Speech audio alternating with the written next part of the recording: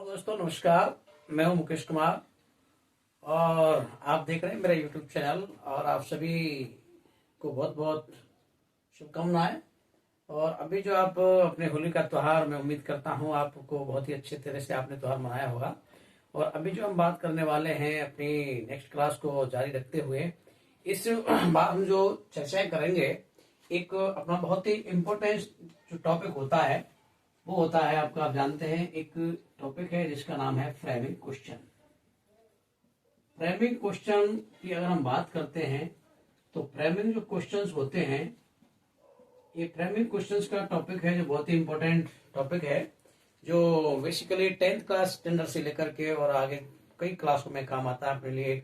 जो भी कंपटीशन की क्लास है उनमें भी इससे कई सारे अच्छे क्वेश्चन पूछे जाते हैं।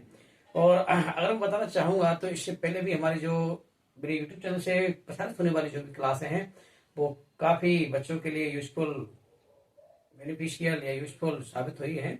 और मैं उम्मीद कर रहा हूं कि आगे आने वाली क्लासें भी आपको बहुत अच्छी साबित होंगी।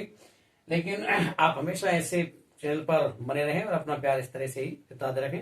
तो देखिए, प्राइमरी क्वेश्चन की अगर हम बात करते हैं कि क्वेश्चन बेसिकली दो प्रकार के होते हैं, जिनमें आप सभी लोग जानते हैं। जो पहले क्वेश्चन जो होते हैं, पहले प्रकार के क्वेश्चन होते हैं, वो क्वेश्चन कहलाते हैं आपके हेल्पिंग वर्ब। हेल्पिंग वर्ब से स्टार्ट होने वाले क्वेश्चन, यानी कि वे प्रश्न जो हेल्पिंग वर्ब से स्टार्ट होते हैं वो प्रश्न कहलाते हैं हेल्पिंग वर्ब से स्टार्ट होने वाले प्रश्न या क्वेश्चन। इन्हीं प्रश्नों को हम एक और नाम देते हैं जो कहलाते हैं आपके यस नो टाइप क्वेश्चंस। क्या कहलाते हैं? Yes no type questions. Yes no type questions कहलाते हैं। और दूसरे प्रकार के जो क्वेश्चन होते हैं वो कहलाते हैं आपके WH टाइप क्वेश्चंस। तो हेल्पिंग वर्ब से जो क्वेश्चन स्टार्ट होते हैं, इस प्रकार के क्वेश्चनों को सॉल्व करने के लिए हमें क्या करना पड़ता है, तो आप अपने ध्यान को इधर लगाएंगे और मैं ये गारंटी देता हूं कि अगर आप अंत तक बने रहेंगे क्लास में तो आपको जितने भी डाउट्स हैं वो आपके सारे डाउट्स क्लियर होंगे। तो देखिए, यस नो टाइप क्वेश्चन सबसे पहले आप ध्यान रखें कि इस प्रकार के प्रश्नों को सॉल्व करते हो, जैसे यस नो टाइप वाले क्वेश्चंस, जैसे मैं एक एग्जाम्पल के माध्यम से बताने का प्रयास करूंगा कि प्रश्न किस तरह से आते हैं। जैसे मान लो पेपर में आपके लिए आंसर दिया गया होगा, एग्जाम में आंसर दिया गया होगा, जैसे yes I go to market daily. Yes I go to market daily, ये आंसर हो गया। अब इस प्रकार के आंसर का आपको बनाना है क्या? क्वेश्चन। जब क्वेश्चन आप लोग बनाएंगे तो क्वेश्चन किस प्रकार से बनाए जाते हैं वो चीज आप लोग ध्यान रखेंगे कि इस प्रकार का कोई भी क्वेश्चन दिया गया होता है तो उसके लिए क्या करना है कि सबसे पहले हमने जो आपके आंसर में जो सब्जेक्ट होता है उस सब्जेक्ट को चेंज करना होता है। सबसे पहले तो ध्यान रखें, जैसे यहाँ पर अगर आई सब्जेक्ट दिया गया हो या बी सब्जेक्ट दिया गया हो तो इसे हमें चेंज करना है किसमें? यू में। या यू सब्जेक्ट दिया गया हो तो इसे आई या बी में चेंज करना है। और इसके बाद में दिया गया हो माई या अवर तो इसे चेंज करना है हमें किसमें? योर में। किसमें करना? योर में। अगर मी दिया गया हो या अस दिया गया हो तो इसे भी चेंज करना है किसमें? यू में। तो एक तो आप ये चीज याद रखेंगे। दूसरी बात करने वाले हैं हम कि हम जो प्रश्न बनाएंगे तो सबसे पहले बात ये रखेंगे, जिसमें मैं आपको बता रहा हूं पहला, जैसे आपका पहला जो रूल है, इस रूल को आप लोग ध्यान रखेंगे, जिसमें आपका रूल नंबर पहला है। रूल नंबर पहला क्या है कि आंसर में दिए गए यस या नो को हटाना है। क्या करना है? यस या नो को हटाना है। प्रश्न में आपके लिए प्रश्न जब भी बनाएंगे तो इसमें सबसे पहले क्या करना है आपको? यस या नो को हटा देना है। दूसरी बात करते हैं हम, इसी के साथ साथ क्या है कि इसमें सब्जेक्ट को अकॉर्डिंग रूल, यानी कि सब्जेक्ट को नियम के अनुसार, अकॉर्डिंग रूल के अनुसार, नियम के अनुसार क्या करना है, इसको चेंज करना है। नियम मैंने आपको बताया है कि आगे जो लिखा हुआ है, जैसे सब्जेक्ट अगर आई या बी है तो उसे यू में चेंज कर देना है, और माई अवर जो दिया गया है उसको योर में चेंज करना है, और मी या अस दिया गया है उसको यू में चेंज कर देना है। तो इसमें चेंज कर देंगे हम लोग। जैसे तो यहां पर मैंने बताया आपको, और इसी के साथ साथ क्या करना पड़ेगा हमें कि जिस प्रश्न में हेल्पिंग वर्ब दिया गया हो, अगर हेल्पिंग वर्ब दिया गया हो तो उसे क्वेश्चन के स्टार्ट में रखना है, क्वेश्चन के स्टार्टिंग में उसको क्या करना, रखना है। ये चीज आप लोग ध्यान रखेंगे। तो देखें, आंसर हम देंगे, श्लोक को हटा देना है, यानी कि आपको ये हटा दिया। उसके बाद क्या लिखा आपने, सब्जेक्ट को अकॉर्डिंग रूल के अनुसार चेंज करना। सब्जेक्ट क्या है आपका, आई, चेंज कर देंगे। और उसके बाद लिखा हुआ हेल्पिंग वर्ब दिया गया हो तो उसे क्वेश्चन के स्टार्ट में रखना है। ठीक है। अब हेल्पिंग वर्ब अगर नहीं दिया गया हो, ध्यान रखें, एच बी नहीं दिया गया हो, एच बी नहीं दिया गया हो तो क्वेश्चन को, अगर एच बी नहीं दिया गया है तो क्वेश्चन को डू, डज या डिड से बनाना है। किससे बनाना है, डू, डज या डिड से बनाना है। ये आपको 4 चीजें याद रखनी है। ठीक है ना। तो अब दिया गया है, क्या दिया गया है देखेंगे आप लोग, क्या दिया गया है, आंसर दिया गया, यस नो को हटा दिया आपने। ओके। इसके बाद में आपको दिया है सब्जेक्ट, इसको चेंज करना है। उसके बाद लगा हेल्पिंग वर्ब दिया गया, अगर इसमें हेल्पिंग वर्ब होता तो क्वेश्चन के स्टार्ट में हेल्पिंग वर्ब से बना देते, लेकिन इसमें क्या है कि हेल्पिंग वर्ब नहीं दिया गया तो क्वेश्चन को डू, डज या डिड से बनाना है। अब बात आती है कि इस प्रकार के जो प्रश्न है हमें डू से बनाना है या डज से बनाना है, डिड से बनाना है। तो ध्यान रखें कि अगर आपके आंसर में जो आंसर दिया गया उसमें एम बी फर्स्ट दिया गया हो, क्या दिया गया हो, एम बी फर्स्ट, इस चीज को मैं लिख देता हूं, आंसर में एम बी फर्स्ट दिया गया हो तो क्वेश्चन डू या डज से बनाएं। आंसर में एम बी फर्स्ट दिया गया हो तो डू या डज से बनाएं, और आंसर में एम बी सेकेंड दिया गया हो, एम बी सेकेंड दिया गया हो तो क्वेश्चन डिड से बनाना है। तो अब आप देखेंगे कि आपको जो ये आंसर दिया गया है, इस आंसर में क्या दिया गया है, M B first, M B first दिया गया है, इसका मतलब क्वेश्चन आप किससे बनाना, डू या डज से। और डू डज का प्रयोग आप जानते हैं कि डू का प्रयोग जो प्लूरल के लिए साथ करते हैं, और डज का किसके का साथ करते हैं, हम लोग सिंगुलर साथ करते हैं। तो आई को चेंज करना किसमें, यू में, तो यहां पर यू चेंज करें किससे बनाएंगे, डू। तो क्वेश्चन बनाएंगे आप सबसे पहले डू, उसके बाद में यस नो हटा दिया आपने। उसके बाद लगाएंगे आपको सब्जेक्ट को चेंज करना है। सब्जेक्ट क्या है आपका, आई या बी को यू में चेंज करना, तो आई को चेंज कर देंगे आप यू में, डू यू। उसके बाद में आएगा गो टू मार्केट और डेली, और अंत में जो आपके लिए ये लगा हुआ है फुल स्टॉप, इसको हटाएंगे, क्या लगा देंगे, क्वेश्चन मार्क। तो इसी प्रकार से हम किसी भी दिए गए आंसर का क्वेश्चन बना सकते हैं। उम्मीद की जाती है कि आपको ये बात समझ में आ रही होंगे। नेक्स्ट अगर मैं बात करता हूं, जैसे आपने पहला एग्जांपल ये दिया मैंने, यहां पर अगर मैं दूसरे एग्जांपल की बात करता हूं, जैसे एग्जांपल है आपके लिए, yes I show a snake. Yes, I saw a snake in the field.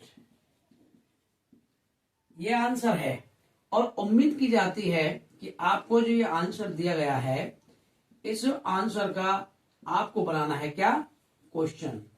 तो क्वेश्चन बनाने के लिए मैंने आपको बताया है कि क्वेश्चन कैसे बनाएंगे। सबसे पहले हम देखेंगे कि इस प्रश्न में यस नो दिया गया, एक तो ये हटेगा, उसके बाद में इसका सब्जेक्ट चेंज होगा, और दूसरी बात अगर करते हैं कि हेल्पिंग वर्ब इसमें कहीं पर नहीं है तो क्या दिया गया है, एमबी सेकंड, एमबी देखेंगे हम लोग, बाकी जो कहते हो लिख देंगे।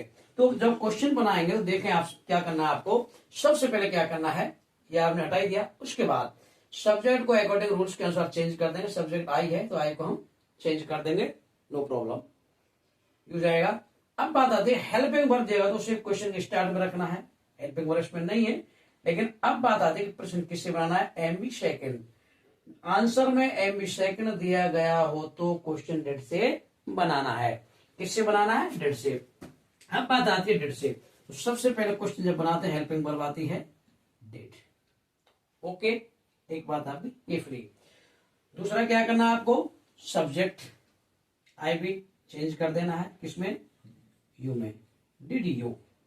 उसके बाद आप जानते हैं कि जब प्रश्न बनाया जाता है पास्ट इंडेफिनिट का तो उसमें डेट आता है, उसके बाद सब्जेक्ट आता है, सब्जेक्ट एमबी फर्स्ट आती है तो शो की एमबी फर्स्ट होगी सी।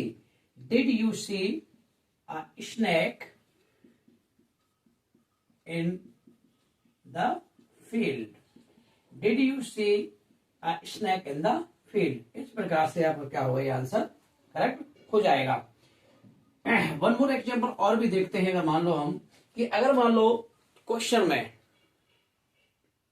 एक चीज और आती है कि ये बात आपकी इस तरह से हुई, अगर क्वेश्चन में दिया गया हो जैसे आपके लिए आंसर लिखा हुआ है, आंसर में no B, no we did not, no we did not go to visit the Taj Mahal, no we did not go to visit the Taj Mahal last year।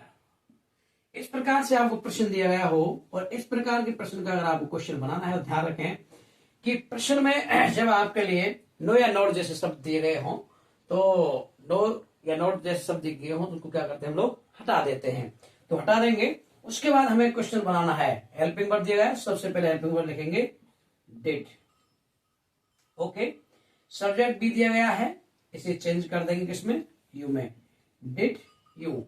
उसके बाद नॉट हटा देंगे, फिर लिखेंगे गो, फिर टू विजिट द ताजमहल और last year और interrogation mark. Question है आपका, did you go to visit the Taj Mahal last year. क्या आपने पिछले वर्ष ताजमहल को घूमा, ताजमहल घूमने के लिए गए। तो no we did not go to visit the Taj Mahal last year, नहीं हम पिछले वर्ष ताजमहल घूमने नहीं गए। तो इस प्रकार से क्या है दोस्तों, हम इस प्रकार से अपन हेल्पिंग वर्ड से अगर कोई भी स्टार्ट होने वाले प्रश्न होते हैं तो उनको हम इस प्रकार से बना सकते हैं। तो उम्मीद की जाती है आपकी सारी चीजें समझ में आ रही होंगी।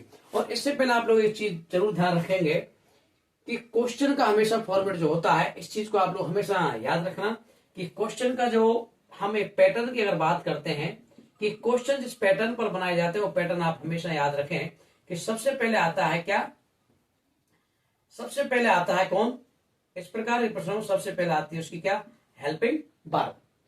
हेल्पिंग वर्ब के बाद में आता है उसका सब्जेक्ट, सब्जेक्ट के बाद में आती है उसकी एमबी और एमबी के बाद आती है उसका ऑब्जेक्ट अगर हो तो, ऑब्जेक्ट के बाद में आता है अगर कोई एडवर्ब सेंटेंस हो तो, उसके बाद में इंटरोगेशन मार्क आ जाता है। यानी कि इस पैटर्न का फॉलो करते हुए हम क्या करते हैं, क्वेश्चन को फ्रेम किया जाता है, क्वेश्चन को बनाया जाता है। आपको पैटर्न जरूर याद रखना है।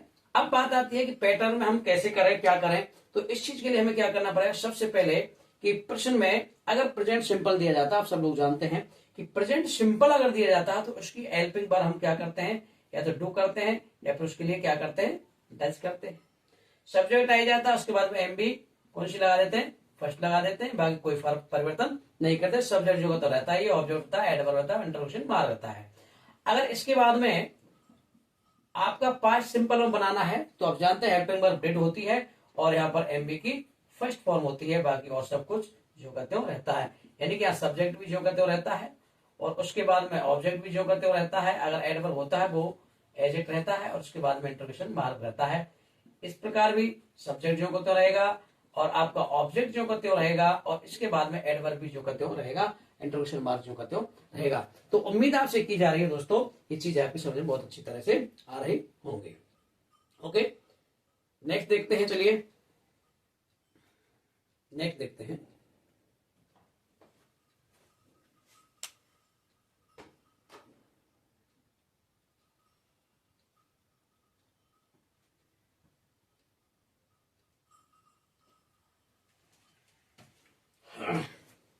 हाँ दोस्तों, कुछ और एग्जांपल देखते हैं हम लोग। देखना कि यहाँ पर लिखा है मैंने, no my father is not a doctor.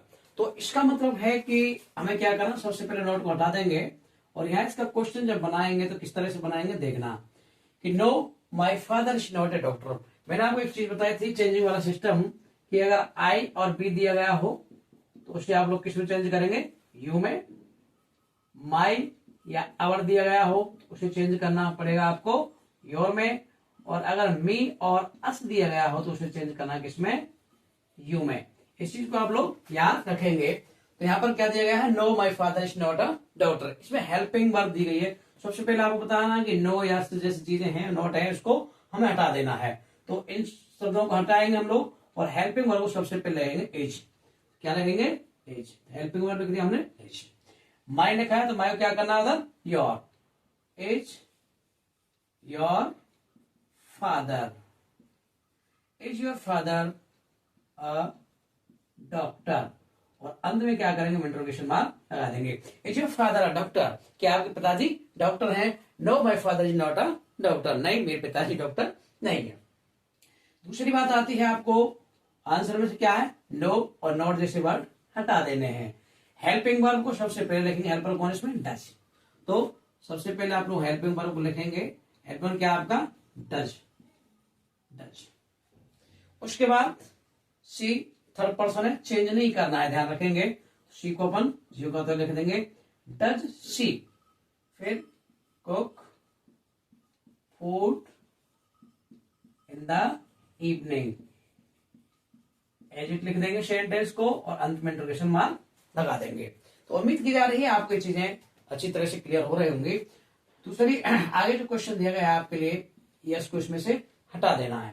अब क्या करना है, जब आप प्रश्न बनाएंगे सबसे पहले हेल्पिंग वर्ब लिखेंगे, क्योंकि आप हमेशा इस चीज को ध्यान रखेंगे, पैटर्न जब भी प्रश्न बनाना है तो क्या लिखना है, सबसे पहले हेल्पिंग वर्ब। अब इस सेंटेंस के लिए क्या है कि हेल्पिंग वर्ब नहीं है। आपको मैंने बताया था कि अगर सेंटेंस के अंदर क्या दिया गया हो, एमबी फर्स्ट दिया गया हो। अभी थोड़ी देर पहले बताया था मैंने आपको कि अगर सेंटेंस में एमबी फर्स्ट दिया गया हो तो उसका प्रश्न हम किससे बनाएंगे, डू या डज से। और अगर सेंटेंस में एमबी सेकंड दिया गया हो तो किससे बनाएंगे प्रश्न हम, डेड से। किससे बनाएंगे, डेड से। तो आपको क्या दिया गया है, नो।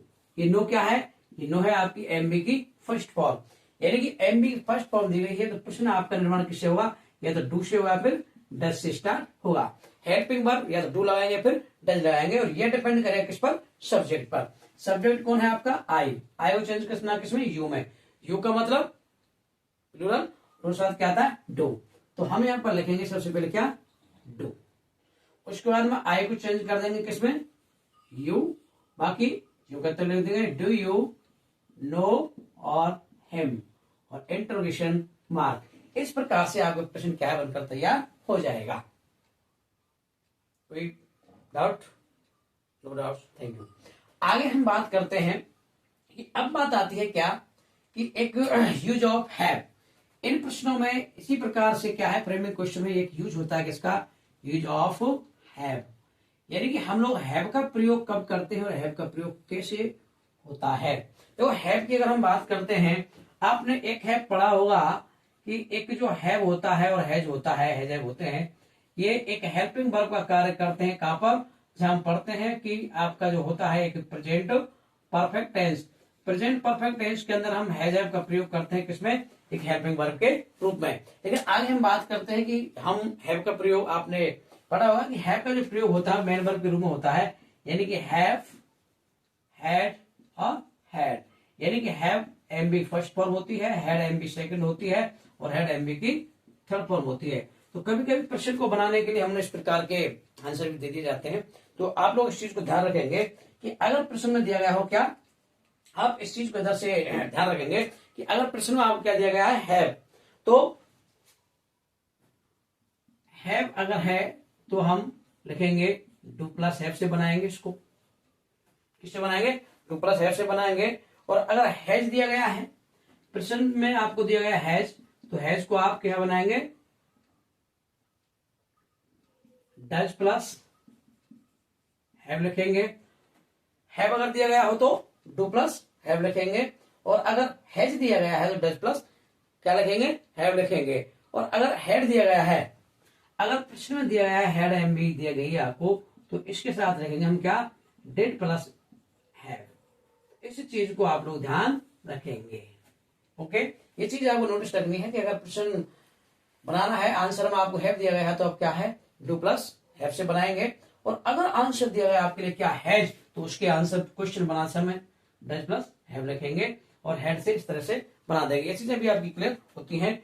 जैसे यस, जैसे अगर मैं प्रश्न लिखता हूं, मान लीजिए मैं प्रश्न लिखता हूं यहाँ पर आपके लिए, जैसे मैंने लिखा नंबर 1, आंसर दिया गया है आपके लिए, क्या दिया गया है, yes I have a new car.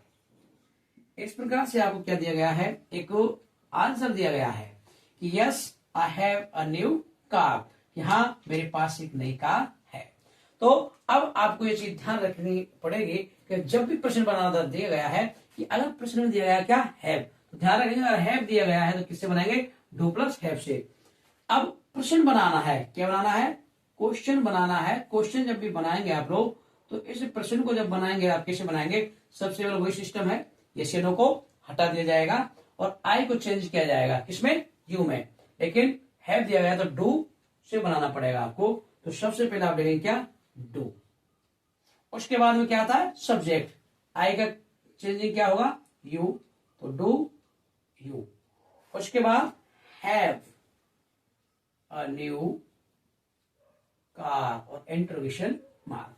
बात समझ में आई होगी कि अगर प्रश्न में हैव दिया गया हो तो आपको आंसर दे दिया, क्या दिया है, yes I have a new car, ये दे दिया गया। और आपसे फ्रेमिंग क्वेश्चन बनाना है, यानी क्वेश्चन बनवाना है, फ्रेम करना है क्वेश्चन को, तो आपको क्या करना है, याद रखेंगे अगर हैव दिया गया है तो हेल्पिंग वर्ब क्या प्रयोग करेंगे, डू का, और मेन वर्ब करेंगे हैव का। तो आपने हेल्पिंग वर्ब डू लिखा, फिर आई का चेंज किया आपने यू में, और हैव का आपने हैव लिख दिया और न्यू कार लिख दिया। अगर इसी प्रकार से हम नेक्स्ट एग्जाम्पल के लिए मैं बात करता हूं कि नेक्स्ट एग्जाम्पल अगर मैं यहां पर लिखता हूं, जैसे नेक्स्ट एग्जाम्पल इस तरह से आ जाए आपके लिए कि no Ram had no chocolates, no, जैसे no Ram had no Ram had no chocolate, no chocolate, no Ram had no chocolates, नहीं राम के पास कोई चॉकलेट नहीं है। तो ध्यान रखें प्रश्न में चेंजिंग कहां करना है आपको। अब आपको इस आंसर का क्वेश्चन बनाना, सबसे पहले आपको एक चीज तो समझ में आ रही है कि नो, यस या नॉट जैसे वर्ड दिए गए उनको हटा देना पड़ता है। जैसे अब यहाँ प्रश्न लिखता हूं मैं, इसका जब हम प्रश्न बनाए तो कैसे बनाएंगे, सबसे पहले आपने नो हटाया, उसके बाद में क्या दिया गया आंसर में आपको, हैड, हैड दिया गया तो इसका मतलब है कि आंसर जब बनना है, इसका क्वेश्चन जब बनाएंगे तो क्या लिखेंगे आपको, डेड, और मैंने लिखेंगे हैव। तो सबसे पहले लिखेंगे आपने डेड, ठीक है। इसके बाद में सब्जेक्ट आता है डेड, राम, हेड को चेंज करना है हैव में, डिड राम हैव। नो जो होता है ना इसको चेंज करेंगे, ध्यान रखना, एनी और चॉकलेट्स। तो एक छोटी सी बात ये समझाता हूं आपके लिए। देखो नो और नॉट दोनों चीजें अलग अलग होती हैं कि एक अगर नो जो वर्ड आता है ना, ये नो और नॉट, इन दोनों वर्डों में अगर हम अंतर की बात करते हैं तो नो जो होता है ये एडवर्ब का कार्य करता है, जबकि ये जो नो होता है एडजेक्टिव का कार्य करता है। ये कभी कभी क्या होता है किसी भी एक नाउन से पहले अगर आ जाता है तो उस नाउन की पोजीशन को बताने के लिए क्या एडजेक्टिव का काम करता है। तो यहाँ पर जो दिया गया है नो, ये एडजेक्टिव का कार्य करा, इसलिए ही हमें इसने क्वेश्चन चेंज किया एनी में। तो इस प्रकार से आपसे उम्मीद की जा रही है कि आपको ये चीजें अच्छी तरह से समझ में आ रही होंगी, बाकी आपको किसी प्रकार की कोई दिक्कत का सामना करना नहीं पड़ रहा होगा। ओके दोस्त, अब ये जो मैंने आपके लिए पहला पैटर्न बताया था आपके लिए कि हेल्पिंग वर्ड से स्टार्ट होने वाले जो प्रश्न होते हैं उनको हम इस प्रकार से बनाते हैं, इनमें किसी भी प्रकार की कोई दिक्कत नहीं आती है। एक बार फिर से मैं आपके लिए रिवाइज करूंगा कि सबसे पहले क्या करना है, आपको ये चीज याद रखनी है, आई या बी को यू में चेंज करना है, माई या अवर को योर में चेंज करना है, और इधर मी या अस को इसमें चेंज करना है यू में। इसी के साथ साथ आपको याद रखना है कि अगर आपका आंसर दिया गया है जिसमें एमबी फर्स्ट हो तो प्रश्न बनाना है किससे, डू या डज से। अगर आंसर में एमबी सेकंड दिया गया है तो प्रश्न बनाना है किससे, डिड से। अब इसके साथ साथ अगर प्रश्न में हैव मेन वर्ब के रूप में दिया गया है, किसके रूप में, मेन वर्ब के रूप में, अगर हैव दिया गया है तो उसका प्रश्न बनाने के लिए आपको क्या करना है, हेल्पिंग वर्ब डू का प्रयोग करेंगे, मेन वर्ब हैव का प्रयोग करेंगे। अगर प्रश्न में हैज दिया गया है तो हेल्पिंग वर्ब डज का प्रयोग करेंगे, मेन वर्ब हैव का प्रयोग करेंगे। अगर हैज दिया गया है आंसर के अंदर तो उसका प्रश्न बनाने के लिए डिड का प्रयोग करेंगे और हैव का प्रयोग करेंगे। तो इस पर, और इसके साथ साथ आंसर में दिए गए नो या नॉट या यस जैसे वर्णों को क्या कर देंगे, हम लोग हटा देंगे। तो मैं मानता हूं कि आपको क्लास बहुत ही अच्छी लगी होगी। अगर आपको क्लास अच्छी लगी हो तो आपको बहुत बहुत धन्यवाद, और इस चैनल को सब्सक्राइब करें, लाइक करें, और इस क्लास को अपने जरूरतमंद जो भी जिनको आवश्यकता है, जो लोग पढ़ रहे हैं, अध्ययन कर रहे हैं, उन लोगों तक पहुंचाने में आप लोग सहयोग करें। तब तक के लिए ओके, बाय बाय, थैंक्स, नमस्कार। Oh, let me up with a bright smile on now. Put me in the dark, so won't get lost now. To the moonlight, eyes you, Maria right now.